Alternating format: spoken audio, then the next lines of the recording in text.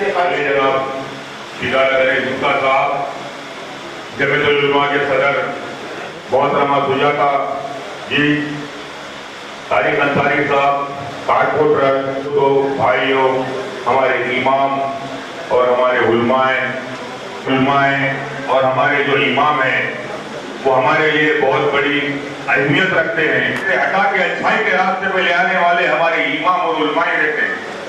जब हमको कोई चीज समझ में नहीं मुफ्ती के पास जाकर उनसे राय मशवरा करके अपने काम को अंजाम देते हैं।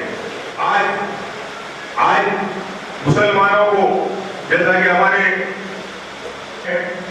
तेलंगाना के चीफ मिनिस्टर आली जनाब इज्जत माफ केसीआर साहब भी वैसे इसको बता मदरसे को 10 लाख से करीब 5% मिले 4% देके आज कोर्ट के अंदर केस है।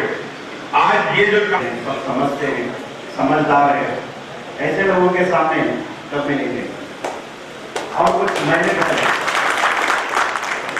महीने पहले मैं अपने लाइक साहब के घर पे चला गया, ताकि मुझे जानकारी भी नहीं है, मैं वैसे ही चला गया। जाने के बाद लाइक से बोलने लगे, साहब थोड़ा बहुत हमको शर्मिंदा है क्योंकि आपको हमने सपोर्ट नहीं किया। मैं एक ही बात बोला, लाइक से सपोर्ट देंगे तो क्या फर्क पड़ता है, हमारे सामने जो ठहरे एमआईएम कैंडिडेट होता घर पे जाके चाय पी के आया, तो हमारा कोई साथी दुश्मन नहीं।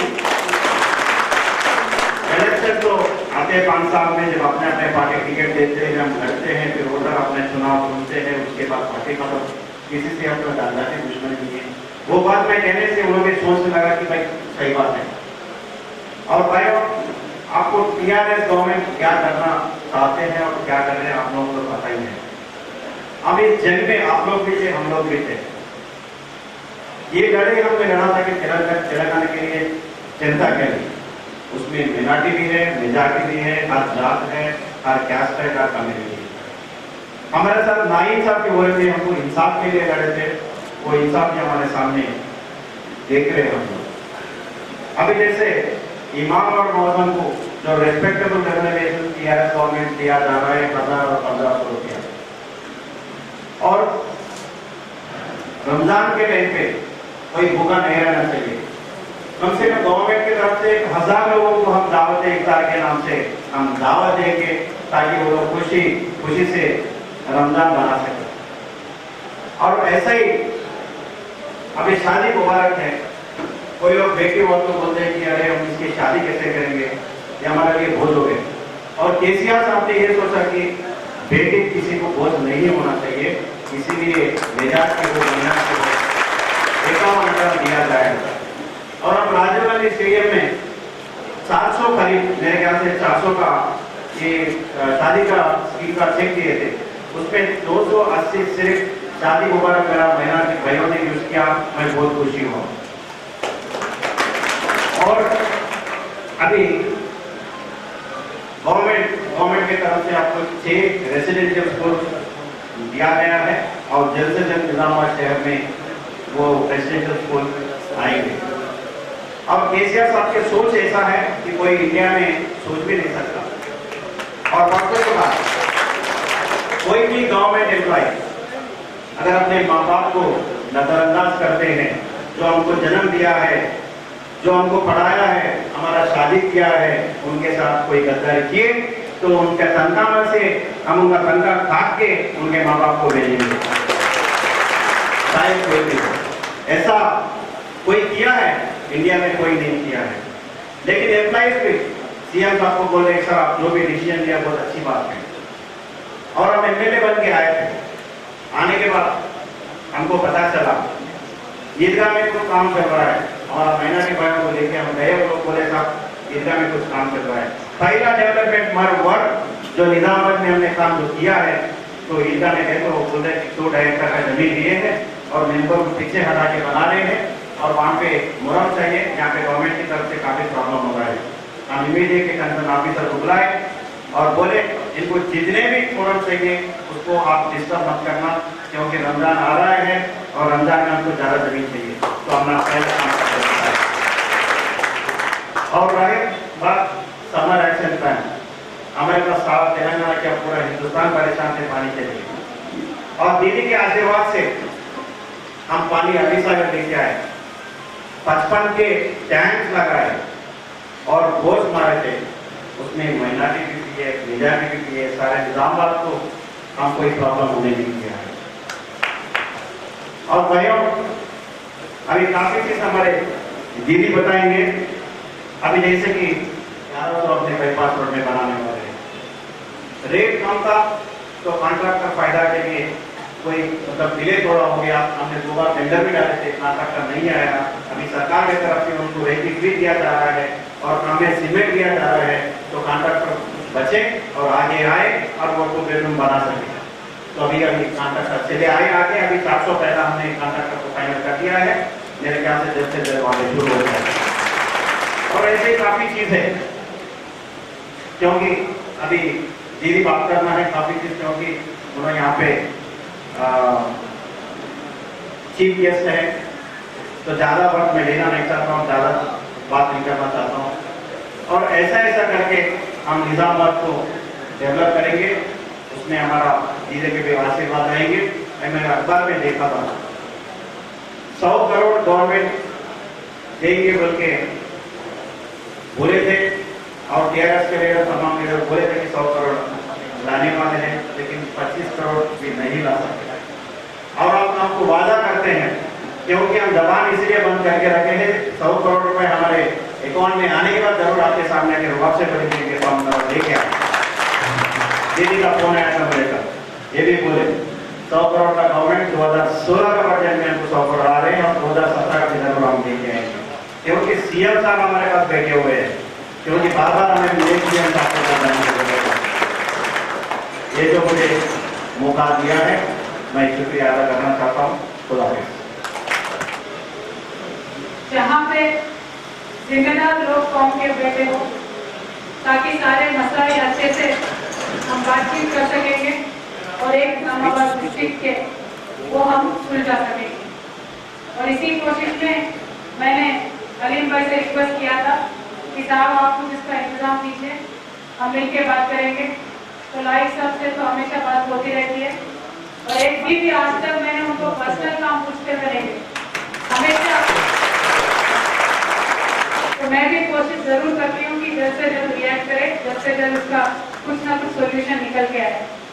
और ऐसा लाइक साहब से इस 3 सालों में बहुत बार मुलाकात भी हुआ, डिस्कशन भी हुआ, लेकिन उसके आगे जाके और काम करने का वक्त अभी मुझे लगता है आ गया, क्योंकि ये पिछले 3 सालों में तेलंगाना जब नया रियासत बना, रियासत बना, तो हमें वक्त लगा समझने में कि तेलंगाना में क्या है, कैसा है, पॉपुलेशन के हिसाब से कैसे है, पैसों के हिसाब से कैसे है, पसमानगी या पिछड़ापन जो बोलते हैं वो किन किन सेक्शंस में ज्यादा है, या कौन से काम पहले गवर्नमेंट को करना चाहिए। ये सारे चीजों पे बहुत सीरियसली काम चल रहा था। और आपको तो मालूम है, घर में भी कभी कुछ डिसाइड करना होता है तो सबसे जरूरतमंद वालों को पहले हम वो काम करने का कोशिश करते हैं। उसी तरीके से केसीआर साहब ने हमारे पूरे तेलंगाना में पहले जो भूखे हैं उनको खाना देने का उन्होंने काम किया। उसके बाद हमने सोचा हर घर में पीने का साफ सुथरा पानी जाना चाहिए, तो उसके लिए बहुत ज्यादा बजट में हमने एलोकेशन किया। फिर प्रायोरिटी वाइज खेतों में पानी देना जरूरत था, क्योंकि तेलंगाना के पूरे गांव उजड़े हुए थे। तेलंगाना से लोग यहाँ से लेके हर एक स्टेट में जाके काम करने के परिस्थिति में आ गए थे, तो उसमें काम करना। अब वो काम करते करते पहले केसीआर साहब ने एक डिसीजन लिया था कि जितने भी गरीब लोग हैं, कौम के इस पे मत देखो, कास्ट के डिवीजन में मत देखो, सिर्फ जो भी गरीब लोग हैं पहले उनको पेंशन दे दो। तो आज मैं बहुत फख्र के साथ आपके सामने कहना चाहती हूँ कि तेलंगाना रियासत में 40 लाख लोगों को हर महीने हम पेंशन देते हैं, और वो भी पहले 200 रुपये पेंशन था, अब तो 1000 रुपये पेंशन आता है। और आपको मालूम है पिछले 2-3 सालों में 2 साल तो यहाँ पे बहुत ज्यादा ड्राउट था, पानी नहीं था, बारिश नहीं था, फिर भी गांव में 1000 रुपये का जो वजीफा हम देते हैं, और साथ में जो चावल के ऊपर राशन था पहले वो अभी उठा के हमने कह दिया कि घर में कितने भी लोग चावल आप ले लो खरीद लो। तो इन दोनों चीजों की वजह से मैं बोलना चाहती हूँ कि हमने बहुत सारे जाने बचाई है। तेलंगाना के जो पिछड़े डिस्ट्रिक्ट है, थोड़े महबूब नगर जैसे डिस्ट्रिक्ट है, हमारे निजामाबाद तो खैर पहले से आबाद है और आगे भी चल के आबाद रहेगा, ऐसा मैं मानती हूँ। लेकिन इनको बहुत ज्यादा जरूरत थी, उनकी हम पहले जरूरत पूरे करने में लगे। हम आगे चल के आपको तो मालूम है केसीआर साहब पूरा तेलंगाना को अपनी एक फैमिली के जैसा मानते हैं। ऐसा नहीं सोचते कि मुझे यहाँ पॉलिटिक्स करना है, मुझे यहाँ पावर में रहना है। पावर तो अपने आप आ जाएगा। भगवद गीता में भगवान श्री कृष्ण एक बात बोलते हैं, काम करते जाओ, जो रिजल्ट आता नतीजा आता उसके बारे में कभी मत सोचो। केसीआर साहब उसी फिलॉसफी पे चलते हैं, काम करते जाओ, बस रिजल्ट क्या है उसके बारे में बिल्कुल सोचो। और आज तेलंगाना रियासत में क्या काम करना है, हमें ये काम करना है कि जो भी पिछड़े तबके के लोग हैं, चाहे वो मुसलमान हो, चाहे वो दलित हो, चाहे वो बीसी हो, चाहे नाम के लिए कास्ट बड़े होंगे, थोड़े ब्राह्मण है उनमें भी बहुत गरीब लोग हैं, थोड़े रेटिस है उनमें भी बहुत गरीब लोग हैं, तो इन सबको एडजस्ट करने का केसीआर साहब ने तो एक अच्छे से प्लान बना के चल रहे हैं। तो ये 3 सालों में जो एक काम करते आ रहे, मैं तो जरा बेटिया पापा के नजदीक होती है तो मैं हमेशा उनसे कुछ ना कुछ ऐसे डाउट पूछते रहती हूँ, क्योंकि मुझे हैरानी होती है हमेशा। हर पापा तो अपने बेटे की नजरों में हीरो होता है, लेकिन हमारे पापा तो हर दिन मुझे नया दिखता है। तो मैंने उनसे पूछा कि जो तारीख तेलंगाना की है उसमें हिंदू मुस्लिम का जो तालमेल था, जो मुसलमानों का दर्जा था, जैसे पूरे हिंदुस्तान में मुसलमानों का दर्जा नीचे चला जाता गया, वैसे भी तेलंगाना में हो, तो हम तेलंगाना में ऐसे क्या कर सकते हैं जो इनको वापस अपने दर्जा ला सकते हैं। तो केसीआर साहब ने मुझे एक बात बताया, देखो कोई भी कौम हो, चाहे मुसलमान हो, क्रिश्चियन हो, हिंदू हो, क्या चाहते हैं वो लोग गवर्नमेंट से, क्या चाहते हैं? वो चाहते हैं कि हमारा पहचान बना रहे, हर एक हालत में हमारा पहचान बना रहे और हर एक हालत में वो महसूस कर सके कहीं भी, और हर एक हालत में वो सोचते हैं कि हमारा वेलफेयर अच्छे से हो, हमारा सलाह बहबूदी का गवर्नमेंट अच्छे से ख्याल रखे, और वो सोचते हैं कि हमारी तरक्की के बारे में गवर्नमेंट सोचे। तो ऐसा नहीं है कि आज 2 साल में इलेक्शन आ रहे, कुछ काम करना है और अपना काम निकालना है, ऐसा नहीं है। ऐसा है कि एक गहरी सोच केसीआर साहब के मन में है, और ये करने के लिए मैंने उनसे कहा ठीक है, इतने इश्यूज हमें अभी एड्रेस करने हैं कि अपने कौम के बारे में, मुसलमान कौम के बारे में, तो हम क्या करने हैं? हमारी अपनी पहचान बनाए रखने के लिए आपको मालूम है, जब हुकूमत के तेलंगाना अलग रियासत बनने के बाद केसीआर साहब की हुकूमत आई, पहले बार वो जून 2 का जब सलामी ले रहे थे परेड ग्राउंड में, तो इंग्लिश के साथ साथ तेलुगु के साथ साथ उर्दू में भी पूरा कमेंट्री आ रहा है। मुझे याद है बहुत बुजुर्ग मुसलमान लोग इतना खुश हो गए थे, उनको लगा कि जिंदगी में शायद ये हम कभी नहीं देखेंगे कि हुकूमत के तरफ से वो जो इज्जत अफजाई होती है वो अच्छा होता है। हम तो रेस्पेक्ट करते हैं, हम तो उर्दू को चाहते हैं, लेकिन हुकूमत के तरफ से जो रेस्पेक्ट मिलता है वो बहुत इंपॉर्टेंट है। तो वो हमने कायम किया पहले आते ही। फिर हमने कहा नहीं, सिर्फ फेस्टिवल्स में, सिर्फ इंडिपेंडेंस डे में उर्दू को यूज करना ये नहीं चलेगा, उर्दू को एक दर्जा देना चाहिए, सेकेंड ऑफिशियल लैंग्वेज का दर्जा देना चाहिए, और इसको अमल होने में भी हम बहुत सीरियसली हम काम करते चलेंगे। तो वो काम हो रहा है, कई जगह पे नहीं भी हो रहा होगा, प्लीज मेरे गवर्नमेंट को आप बता दीजिए, हम करते जाएंगे। क्योंकि परसों ही मैंने देखा था कोई मुसलमान अपने बुजुर्ग में मीटिंग में थी, वो आए थे, वो फोटो लेके आए मेरे पास, बोले मैडम आप तो ट्रेन लेके आए थे निजामाबाद को, मैं बोली हाँ आई, फिर आरमूर में रेलवे स्टेशन बना, मैं बोली बनेगा ना ऑब्वियस, तो वो बोर्ड दिखाया, फोटो दिखाया, बोले देखिए मैडम इसमें आरमूर कह के इंग्लिश में लिखा है, हिंदी में लिखा है, तेलुगु में लिखा है, लेकिन उर्दू में नहीं लिखा है। तो मैंने कहा ये तो सेंट्रल गवर्नमेंट का बोर्ड है, रेलवे डिपार्टमेंट का बोर्ड है, हम अपनी गवर्नमेंट की तरफ से उर्दू का बोर्ड लगा देंगे बराबर। तो मैं तो आपसे कहना चाहती हूँ कि वहाँ मोदी का सरकार होने के बावजूद भी तेलंगाना का हर एक मुसलमान आज यहाँ पे महफूज है और महफूज करता है, क्योंकि केसीआर साहब का मिजाज ऐसा है। केसीआर साहब पॉलिटिक्स नहीं करना चाहते, केसीआर साहब चाहते हैं कि कोई भी कौम हो वो सेफ रहे, सिक्योर रहे। और आपको मालूम है कितने छोटे छोटे इश्यूज, क्योंकि अगर मीटिंग हम मुसलमानों का है ऐसा हमारी सरकार की निजात जब समझ में आएगी तो आपको कॉन्फिडेंस और बढ़ेगा। मैं इस मीटिंग में इसीलिए आई हूँ, इसीलिए टाइम ली हूँ मैं यहाँ पे, क्योंकि देखिए अब जब बदन में कोई बीमारी आ जाती है क्या करते हैं, एक इंजेक्शन लेते हैं। इंजेक्शन क्या काम करता है, हमारे नस नस में दवाई को भेजता है। और मैं यहाँ जो आपसे बात कर रही हूँ, आप हमारे कौम के नस नस में ये मैसेज आप पहुँचा सकते हैं, क्योंकि हर एक गाँव में, हर एक मस्जिद में अल्लाह के राह पे चलाने वाले आप ही लोग। और जब मौजन आवाज देते हैं तो मुझे माफ कीजिए कहीं गलत बोलूंगी तो जहाँ तक मुझे मालूम है वो कहते हैं कि आओ नमाज का वक्त हो गया, आओ तरक्की के लिए आगे बढ़ो। तो ये जो इस्लाम का सोच है कि अल्लाह से रूबरू करने से आदमी का तरक्की होता है, आदमी का इखलाक में एक अच्छा तब्दीली आती है, यही आज जरूरत है, पूरे इंडिया को जरूरत है, ना सिर्फ मुसलमान कौम के लिए जरूरत है। तो ऐसे सोच को, ऐसे कौम को बिल्कुल अच्छे से सिक्योर रखना हमारा काम है, और सिक्योर रखने के लिए हमने काफी काम किए हैं। आज पुलिस स्टेशन से तो आप बार बार जाते ही होंगे, कुछ ना कुछ काम करता होगा। पहले पुलिस स्टेशन कैसे थे, अगर कोई पुलिस स्टेशन में जाके कंप्लेंट लिखाते तो पुलिस वाले बोलते पेपर ले गया, पेन ले गया, साथ में चाय ले गया, ऐसा हालत है। क्योंकि पुलिस स्टेशन को मंथली मेंटेनेंस तक कभी मिलता नहीं था।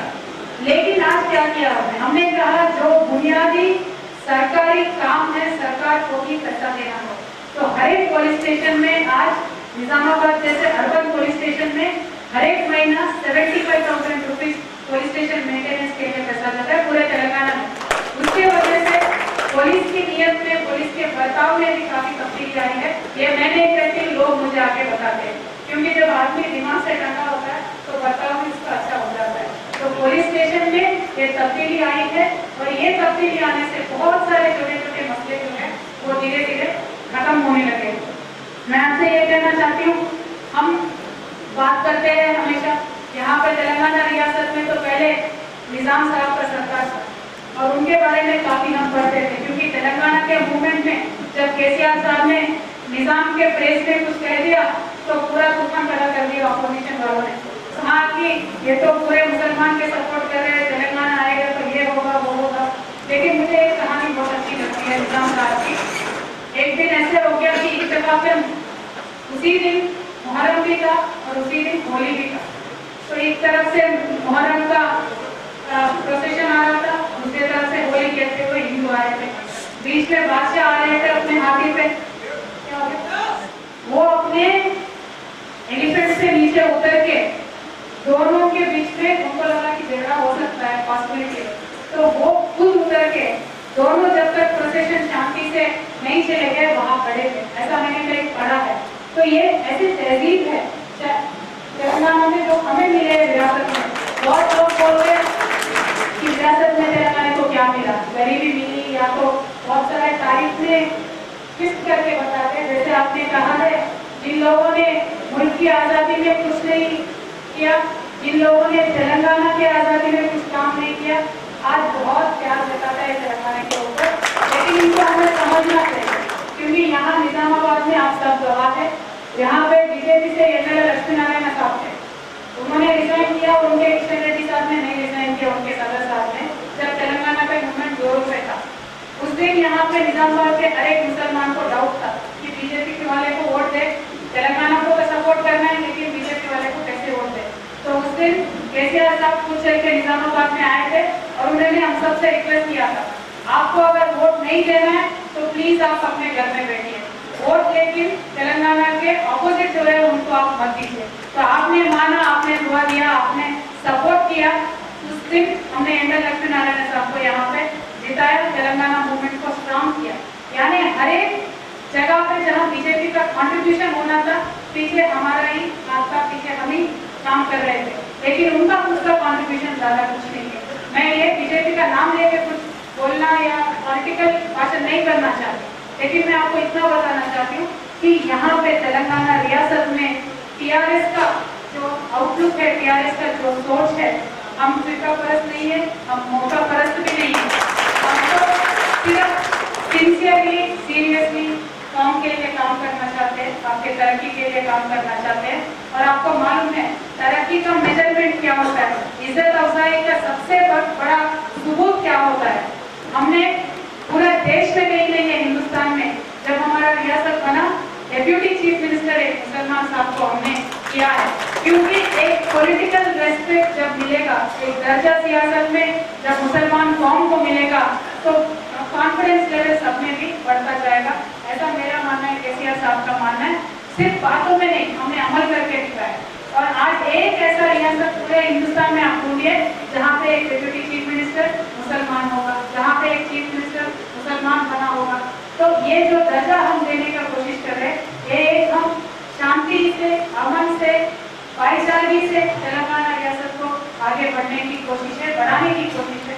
तो आप ये बात समझे, जरूर अपने जो भी अपने मस्जिदों में आते हैं, मदरसों में आते हैं, उन्हें भी ये बात समझाने में मेरा ऐसा आपसे गुजारिश है। यही काम जब होगा जब तरक्की के बारे में हम काम करेंगे, क्योंकि एक स्टेज तक वेलफेयर तो हर एक कम्युनिटी चाहती है, एक स्टेज तक सबको लेके आना है, लेकिन उसके ऊपर उठाने के लिए सबसे ज्यादा इम्पोर्टेंट हमारे नजर में एक 4 इश्यू है। वो 4 इश्यू में भी आज तेलंगाना का सरकार काम कर रहा है। पहले इश्यू तो उसमें यह है कि तालीम जो हमसे दूर हो गया था, हमारे कम्युनिटी से दूर हो गया था, उसको हमें देना है। एक दो कुश्ती ज्यादा नहीं, एक दो जनरेशन को अगर हम पकड़ के सरकार के तरफ से बढ़ाएंगे तो हमें किसी पे भी डिपेंड नहीं होना पड़ेगा। बिल्कुल हमारा कौम पहले जैसा था, जब निजाम के जमाने में 30 to 40% मुसलमान सरकारी एम्प्लॉय रहते थे। आज 1%, 2% भी मुश्किल से कई डिपार्टमेंट से आपको मिलेंगे। वो अगर दर्जा वापस आना है तो हमारे मुसलमान बच्चों को तालीम हासिल करनी है और सरकारी नौकरियों में जाना है। क्योंकि जहाँ पे हम डिसीजन लेते हैं, जहाँ पे पैसों को हम कहाँ देना, कैसे देना डिसाइड करते हैं, वहाँ पे जब अगर हमारा बच्चा बैठेगा, बच्ची बैठेगी, तो हमारी आवाज़ बराबर सुना पाएगी, ऐसा मेरा मानना है। और इसीलिए हमने पूरे तेलंगाना में एक 200 स्कूल अभी खोले हैं 5th, 6th, 7th क्लासेस में, और बहुत ही अच्छा इंशाल्लाह चल रहा है अभी तक, और कम्युनिटी से बहुत अच्छा रिस्पॉन्स है। मेरा एक गुजारिश आपसे भी है, जो भी मस्जिद में आते हैं, जो भी इमाम साहब से कुछ भी मशवरा लेने के लिए आते हैं, आप उनसे जरूर ये बात कहिए कि तालीम हासिल, बिल्कुल उनको स्कूल में लाने की उनके लिए डायरेक्शन दीजिए, क्योंकि हमारे पास वो डाल सकते हैं, आपके पास बिल्कुल नहीं डालेंगे। तो आप जरा उनको ये बात समझाइए, ऐसा मैं आपसे प्रार्थना करना चाहती हूँ। और हमारे निजामाबाद में आपको मालूम है बहुत बड़ी तादाद में मुसलमान पॉपुलेशन है, तो यहाँ पे केसीआर साहब ने 8 स्कूल दिए हैं, बच्चों के लिए भी इस साल में, और आगे भी बहुत देते रहेंगे। और साथ में तालीम के साथ साथ बजट का एक हमेशा बोलते रहते थे, आंध्र सरकार में जब थे तो बहुत बोलते हैं, बहुत स्कीमों का आगाज होता है, लेकिन बाद में उसमें बजट नहीं आता है, कुछ काम नहीं होता। लेकिन केसीआर साहब ने इलेक्शन से पहले वादा किया था कि हम 1000 करोड़ रुपयों का बजट रखेंगे और उसमें खर्च भी करते जाएंगे। पहले 2 साल में इतना बजट हम खर्च नहीं कर पाए, क्योंकि हमारा डिपार्टमेंट भी इतना स्ट्रांग नहीं था, डिस्ट्रिक्ट भी इतने स्ट्रांग नहीं थे, और स्कीम्स भी पूरे तरीके से लैंड नहीं हुए थे। लेकिन इस साल का यानी 2016-17 का मैं आपको बताना चाहती हूँ, 1200 crore 1200 crores is the budget given to the minority welfare department. और उसमें मैं बहुत ही पकड़ के साथ बोलना चाहती हूँ, आज तक 900 करोड़ रुपयों का हमने खर्च किया है, और आगे जाके जो 300 करोड़ रुपए है उनको भी ये मार्च एंडिंग तक खर्च करने के लिए हमने बहुत सारे मंसूबे तय किए हुए हैं, उनमें खर्च करते जाएंगे। ये पैसे सारे पहले हम पे खर्च नहीं होते, अभी खर्च होंगे। मैं निजामाबाद का ही आपको मिसाल देना चाहूँगी। इससे पहले तकरीबन 8 महीने पहले या 9 महीने पहले अलीम भाई के साथ हमने बहुत सारे कम्युनिटी लीडर्स को मिला था, आपसे भी उस समय मुलाकात हुई थी, और आपने जो भी मसाइल उस समय बताए थे, पूरा एक 9 करोड़ रुपयों का एस्टिमेट हुआ था उसका, आज पूरा उसका 8 करोड़ रुपए सैंक्शन होके आया है।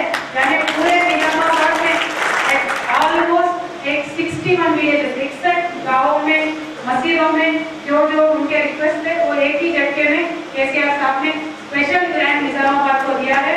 मैं उनका शुक्रिया अदा करती हूँ, क्योंकि वो हमेशा बोलते हैं, मैं जब भी जाके कॉन्स्टिट्यूंसी की बात करती हूँ तो बोलते हैं घर में आप स्पेशल होंगे लेकिन पॉलिटिक्स में स्पेशल नहीं है, जिद नहीं कर सकते आप अपने कॉन्स्टिट्यूंसी के बारे में, फिर भी हम लेके आते हैं बराबर कुछ ना कुछ करके। तो केसीआर साहब ने जब यहाँ पे 8 माइनॉरिटी स्कूल दिए तो मुझे खुद फोन करके बोले देखो हैदराबाद के बराबर देने का कोशिश कर रहे हैं आपको भी और देते जाएंगे बोले। तो जब जिद पकड़ लेंगे तो मुझे लगता है कुछ हम तो हासिल कर सकते हैं। और निजामाबाद वाले तो इसके लिए मशहूर है। तो मैं तो एक ही आज से रिक्वेस्ट करना चाहती हूँ आपको, हम एक जिद लेके चलते हैं आज से कि हमारे निजामाबाद को पूरे तेलंगाना रियासत में अपर डिस्ट्रिक्ट का दर्जा दिलाना है। माइनॉरिटी वोट उसके लिए हमने दिए थे, उसमें 50 करोड़ तक का अभी खर्चा हो गया है, लेकिन जो एप्लीकेशन इतने ज्यादा आए हैं वो हम मीट नहीं कर पा रहे, लेकिन धीरे धीरे उन सबको भी मीट कर सकेंगे। उसके बाद मुझे और एक फाइनल बात आपसे कहनी है, 12% रिजर्वेशन जब ये मिलेगा तो बराबर तरक्की पूरी तरह से हमें हासिल हो जाएगी, क्योंकि ये रिजर्वेशन तालीम में भी होगा, गवर्नमेंट नौकरियों में भी होगा, तो बराबर हमें ये तरक्की हासिल होगी। लेकिन 12% का रिजर्वेशन का जब भी बात करते हैं तो आप जानते हैं थोड़े अखबार के लोग हैं, सुर्खियों में हमेशा कुछ ना कुछ लिख के केसीआर साहब को उनको लगता है परेशान कर सकते, लेकिन हम तो आगे हो गए, 15 साल एजुकेशन चलाया, बड़े बड़े अखबारों में बहुत कुछ लिखते थे, हम कभी मुकरने वाले नहीं हैं, बिल्कुल इसी रास्ते पर चलेंगे। और उन अखबार वालों को भी मैं बताना चाहती हूँ अखबार का काम क्या होता है, न्यूज लिखना होता है, व्यूज लिखना नहीं होता है, जो होता है वहाँ लिखना है, जमीन पे जो होता है। लेकिन हम क्या सोचते हैं वो लिखेंगे तो अखबार ज्यादा देर टिक नहीं सकेगी। और मैं यही कहना चाहती हूँ जो मुहिम आप अखबार की तरफ से बार बार हर एक डिस्ट्रिक्ट में जाके सबके साथ मिलकर कर रहे हो, बिल्कुल करिए, ऐसे ही जारी रखिए, क्योंकि वो जितने भी हमारे रास्ते में रुकावट आते रहेंगे जिद और बढ़ता जाएगा। बराबर हम ये 12% रिजर्वेशन आपसे बढ़ाए रहेंगे। और आपसे मैं लास्ट में इतना ही कहना चाहूंगी, आपने एक 6 रिक्वेस्ट हमसे किए हैं। एक तो मिनी हज हाउस इन निजामाबाद 5 करोड़ रुपए का, इसका हमने लास्ट टाइम हज हाउस जब गए थे उसी टाइम पे डिस्कशन हुआ था, उस समय बजट इतना नहीं था, लेकिन इसका ऑलरेडी प्लान बन रहा है मिनी हज हाउस का, अपने निजामाबाद को मिनी हज हाउस मिलने वाला है। और साथ में मुस्लिम मेटर्निटी होम का मैंने खुद सोचा था, ये मेरा ही मैनिफेस्टो में मैंने रखा था, हालांकि एमपी सब में मैनिफेस्टो खुद नहीं रखते, लेकिन मैंने अपने लिए रखा था क्योंकि मुझे भी एक डिसिप्लिन काम करने के लिए चाहिए। तो माइनॉरिटी मेटर्निटी होम के लिए लैंड भी आइडेंटिफाई हो गई है, डॉक्टर्स का बहुत मुश्किल है, it is very difficult to get doctors, तो इसीलिए डिले हो रहा है, वरना कुछ नहीं है, सैंक्शन भी आ जाएगा और 1 साल के अंदर अंदर मुझे लगता है बिल्डिंग भी बनने के शक्ल में आ जाएगा। और साथ साथ आपने कहा जमात उलमा के ऑफिस अभी भी किराए घर में रहते हैं, अच्छी बात तो है नहीं। आप देखिए मेरे तरफ से जो भी कॉन्ट्रीब्यूशन हो सकता है, चाहे एमपी लॉर्ड्स हो, पर्सनली हो, डेफिनेटली करेंगे, हम बैठ के इसके बारे में सलाह मशवरा करके डेफिनेटली आपका एक ओन ऑफिस होने के लिए हमारा कॉन्ट्रीब्यूशन रहेगा। साथ में इमाम और मौजनों का जो हम महीने भर एक छोटा सा अमाउंट डिक्लेयर किया है, वो तो बाद लोग बोलते हैं कि वो तनख्वाह है, हम तो कहते हैं तोहफा है, तनख्वाह तो है नहीं। और ये तोहफा मुझे मालूम है कि बराबर नहीं मिल रहा है, और निजामाबाद में भी हमने जो लिस्ट दिया था इमाम और मौजनों का, उसमें भी एक 30% लोगों को अभी पूरा नहीं मिल रहा है सैलरी। मैं I am trying my best, मैं कोशिश में हूँ, इसी कोशिश में रहेंगे और धीरे धीरे सबका भी अपडेट हो जाएगा। साथ में रेगुलरली भी आने का मैं इसका इंतजाम करूंगी। साथ में मुदोल से भी जमात के लोग आए, उनका भी कुछ रिक्वेस्ट दिया है, वो मैं वहाँ के मिनिस्टर साहब से कह के उसका इंतजाम कराऊंगी। और राइस मदरसों में बोलते हैं कि ढंग से नहीं मिल रहा है और सैलरीज भी मदरसों में नहीं मिल रहे, वो तो इजी इश्यू है, I only sort it out, मैं करवा के दे दूंगी। और ये डबल बेडरूम हाउसेस का जो इश्यू है, डबल बेडरूम का नाम बोलते सब लोग अलग हो गए डबल बेडरूम का घरों का जो है, अभी जैसे हमारे एमएलए साहब ने बेचारे लंबा चौड़ा उन्होंने एक्सप्लेन किया है कि कॉन्ट्रैक्टर्स नहीं आ रहे, ये नहीं हो रहे, वो नहीं हो रहे। मैं यहाँ पे इतना ही बात कहूंगी, हम आपके साथ हैं, इससे ज्यादा मैं बाहर नहीं बोलूंगी, क्योंकि हम सब समझदार है, इशारा आपके लिए काफी है, बराबर हम करके आपको दे देंगे। और जो हम शुरुआत है, क्योंकि अभी छोटा बच्चा है, तेलंगाना अभी शुरुआत है।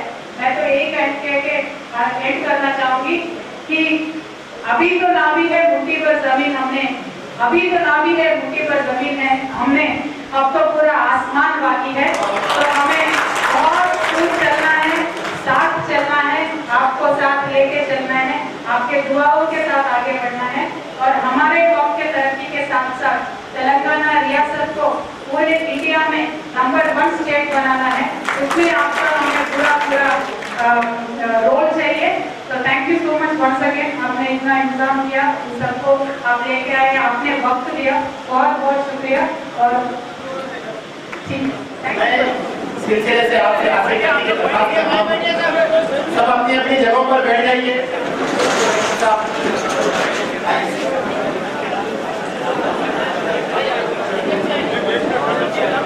अब्दुल खलील साहब